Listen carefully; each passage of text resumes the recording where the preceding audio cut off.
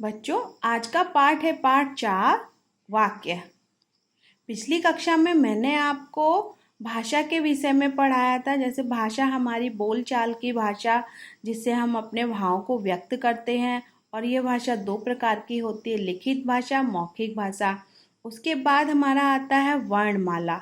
वर्णमाला भी मैंने पढ़ाई थी, उसमें आपका मात्रा भी थी और अक्षर ज्ञान भी था। अक्षर अ से लेके अंग तक, का से लेके ज्ञा तक, ये सभी आपने स्वर वर्ण और व्यंजन वर्ण दोनों तरीके के पढ़े थे। उसके बाद हमने वर्णों की सहायता से शब्द बनाना सीखा था।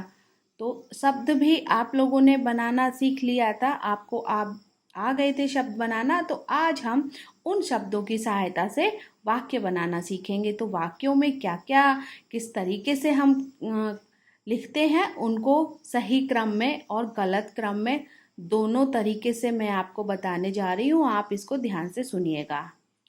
वर्णों के सही मेल से शब्द बनते हैं और शब्दों के सही मेल से वाक्य बनते हैं। वाक्य में शब्दों के क्रम सही होने पर ही सही अर्थ निकलता है। शब्दों का क्रम सही ना होने पर वाक्यों का अर्थ नहीं निकलता। जैसे ये उदाहरण देखिए, गेंद धन है, धन राघव, धन खेलता, धन से। ये धन हमने बीच में इसलिए लगाया है कि जिस तरीके से हम जोड़ करते हैं उसी तरीके से हम यहाँ पर शब्दों को जोड़ रहे हैं। गेंद है, राघव खेलता से। तो जैसे जैसे हमने शब्दों के बीच में धन लगाया है या प्लस का निशान लगाया है, उसी तरीके से हम इन शब्दों को जोड़ते हुए यहाँ पर लिख दिया है।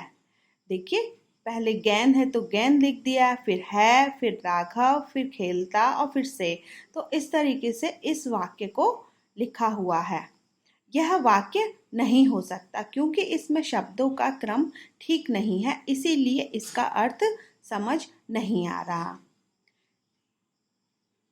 बच्चों देखिए, गेंद है, राघव खेलता, वाकई में इसका अर्थ नहीं समझ में आ रहा। ये कोई अर्थ नहीं बनता क्योंकि इस वाक्य का क्रम सही नहीं है।